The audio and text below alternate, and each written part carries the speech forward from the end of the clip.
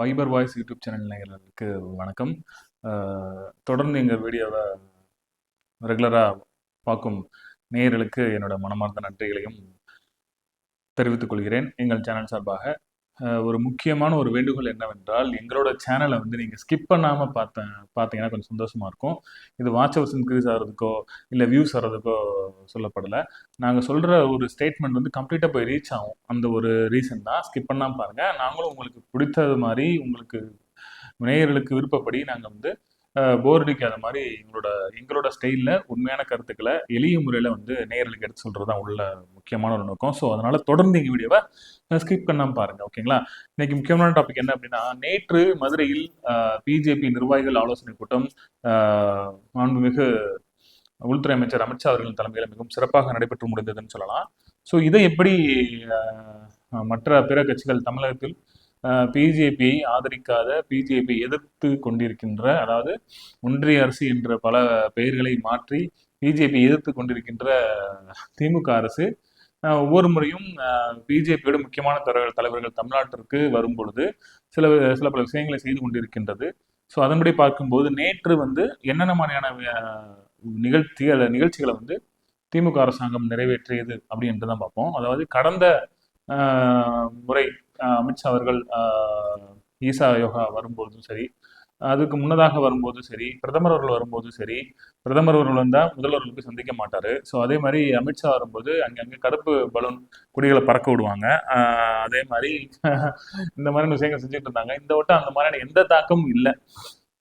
அதை நம்ம நல்லா உற்று கவனிக்கணும். ஏன் அந்த மாதிரி அவங்க எதுவும் செய்யலை அப்படின்னு பார்த்தோம் அப்படின்னா, ஏதோ சம்திங் அந்த முதல்வர் அவர்கள் நிதி ஆயோக் கூட்டத்தில் கலந்து கொண்ட பிறகு மாதிரியான செயல்பாடுகள் குறையப்பட்டுள்ளது அப்படின்னு சொல்லலாம். ஸோ அதன்படி பார்க்கும்போது நேற்று ஏன்னா திமுக சார்பில் ஒருபுறம் மதுரையில் மாநாடு, பிஜேபி நிர்வாகிகள் ஆலோசனை நடைபெற்றுக் கொண்டிருந்த அதே சமயத்தில் திமுக என்னென்ன செயல்களை செய்தது அப்படின்ற பார்ப்போம். ரெண்டு விஷயத்தை குறிப்பாக செஞ்சிருக்காங்க. ஒன்று என்ன அப்படின்னா, அதாவது தனது நிர்வாகிகள் முகாம், அதாவது தேர்தல் முகாம், அதாவது முகாம் அலுவலம், ஆமா, முகாம் அலுவலகத்தில் முதல்வர் அவர்கள் நேரடியாக காணொலி காட்சி மூலமாக அனைத்து எம்பிக்கள், எம்எல்ஏக்கள், தேர்தல் பொறுப்பாளர்கள் இவர்களை நேரடியாக காணொலி மூலம் சந்திச்சு உரையாடல் நடைபெற்றதாக சொல்லப்படுகிறது. அதுவும் குறிப்பா தேர்தல் பரப்புரைகள் இப்ப இருந்தே ஸ்டார்ட் பண்ணுங்க அப்படின்ற மாதிரி கட்டளிட்டு சொல்வதாக முதல்வர் அவர்கள் தனது நிர்வாகிகள் அனைவருக்கும் காணொலி காட்சிகள் மூலமாக தெளிவுபட சொல்லியிருக்காரு. ஸோ இது ஒரு புறம் இருக்கட்டும். மறுபுறம் பார்க்க போகும் அப்படின்னா, சில பல செய்தித்தாள்கள்ல இன்னமும் என்டிஏ கூட்டணி தலைமையிலான கூட்டணி சரியாக நிறைவு பெறவில்லை, ஸோ அமித்ஷா ஒரு கோவத்தில் இருக்காரு அப்படின்ற மாதிரி ஒரு நியூஸை ப்ரொஜெக்ட் பண்ணியிருந்தாங்க.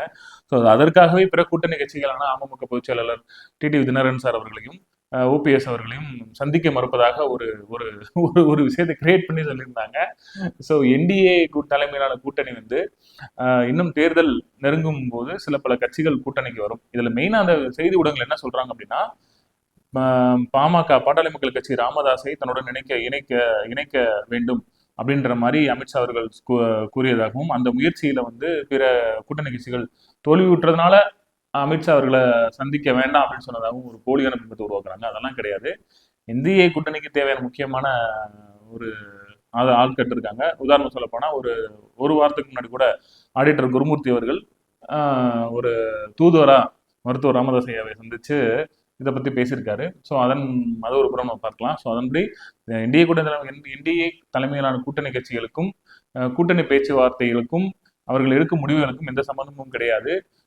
நீங்க கடந்த தேர்தல் இப்ப பார்த்தீங்க அப்படின்னா, அனைத்து கூட்டணி கட்சிகளும் வரிசையில் நிப்பாட்டி அவங்க பேசுவாங்க. இதை கூட்டணி இவர்களும் கூட்டணி என்று அறிவிப்பாங்க. அதுக்கு என்ன டைம் இருக்கு.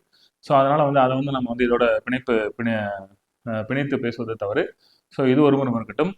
ஒருபுறம் என்ன சொல்றாங்க அப்படின்னா, எதுக்கு முதல்வர் அவர்கள் திடீரென்று காணொலி காட்சி வாயிலாக அனைத்து எம்பி, எம்எல்ஏக்கள், தேர்தல் பொறுப்பாளர்களை கூப்பிட்டு பேசியிருக்காரு அப்படின்னு பார்த்தோம் அப்படின்னா, சில பல அரசியல் வல்லுநர்கள் யாரும் பிஜேபி பக்கிட்டு போயிடக்கூடாது. ஸோ அந்த மாதிரியான நிகழ்வுகளாகவும் சொல்லப்படுது. இன்னொன்று, அமித்ஷா வரக்கூடிய அந்த நிகழ்வை இந்த மாதிரி காணொலி வாயிலாக இன்னொரு செய்தியை கொண்டு அந்த செய்தி அந்த செய்தியை வந்து மறைக்கப்பட்டு விடலாம் என்ற நோக்கத்திலையும் செய்யப்படுவதாக சொல்லப்படுகிறது.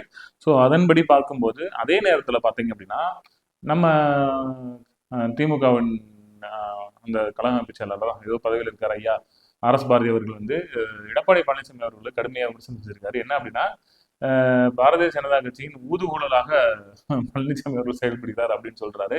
என்ன அப்படின்னா அவர் அதாவது திமுக இப்பப்ப பிஜேபி நிர்வாகிகள் முக்கியமான நிர்வாகிகள் தமிழ்நாட்டுல வரும்போது சில பல விஷயங்கள் செய்கிறதோ அதே போல எடப்பாடி பழனிசாமி அவர்களும் பிஜேபி முக்கியமான நிர்வாகிகள் வரும்போது திமுக கட்சியை வந்து கடுமையாக விமர்சனம் செய்து அறிக்கையில் சமர்ப்பிப்பார். அந்த அறிக்கையை பேஸ் பண்ணி தான் வந்து ஆர்எஸ் பாரதி வந்து கடுமையா அவர் விமர்சனம் செஞ்சிருக்காரு. எடப்பாடி பழனிசாமி கிட்டத்தட்ட பிஜேபியின் ஊதுகுழலாக செயல்படுகிறார் அப்படின்னு சொல்லப்படுது. ஸோ இந்த 2 முக்கியமான நிகழ்ச்சி தான். நல்லா பார்த்துக்கிட்டீங்க அப்படின்னா தென் மாவட்டங்களை முக்கியமாக ஃபோக்கஸ் பண்ணுறாங்க. உங்களுக்கு வந்து ஜூன் 1ஆம் தேதி 2ஆம் தேதியோ நடைபெற்ற திமுகவின் பொதுக்குழு கூட்டம் மதுரையில் இதே உத்தங்குடி பகுதியில் நடைபெற்றது. அதற்கு அருகிலேயே நேற்று ஒத்தக்கடை பகுதியில் வந்து பிஜேபி நிர்வாகிகள் கூட்டம் நடத்தியது ஒரே மாதத்துல நடத்தியது. அது ஒரு வாரத்தில் நடத்துறது மிகப்பெரிய ஒரு முக்கியமான ஒரு பாயிண்டா பார்க்குறாங்க. என்ன அப்படின்னா 2 கட்சிகளுமே வந்து தென் மாவட்டங்கள்ல முக்கியமா ஃபோக்கஸ் பண்றாங்க. ஏன்னா பிஜேபி பார்த்துக்கிட்டீங்க அப்படின்னா நடந்து முடிந்த நாடாளுமன்ற தேர்தலில் கிட்டத்தட்ட 2ஆவது இடத்துல மிகப்பெரிய வாக்கு வங்கியை பெற்று இருந்தாங்க. ஸோ அதனால வந்து அவங்க வந்து நமக்கு ஒரு மிகப்பெரிய சப்போர்ட் இருக்கு. அந்த சப்போர்ட்ன்றது கூட்டணி கட்சியோட சேர்ந்து தான், அவங்க தனியா ஒன்றும் அவ்வளோ சப்போர்ட் இல்லை. அமமுக, ஓபிஎஸ் இந்த மாதிரியான கூட்டணி கட்சியோட சேர்ந்து தான் அந்த வாக்கு வங்கியை பெற்றதாக அவங்களும் நம்புறாங்க அதை.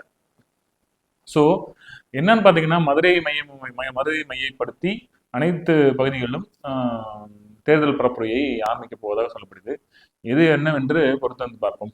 என்னோட சேனலை சப்ஸ்கிரைப் பண்ணுங்க, லைக் பண்ணுங்க, ஷேர் பண்ணுங்க. தேங்க்யூ.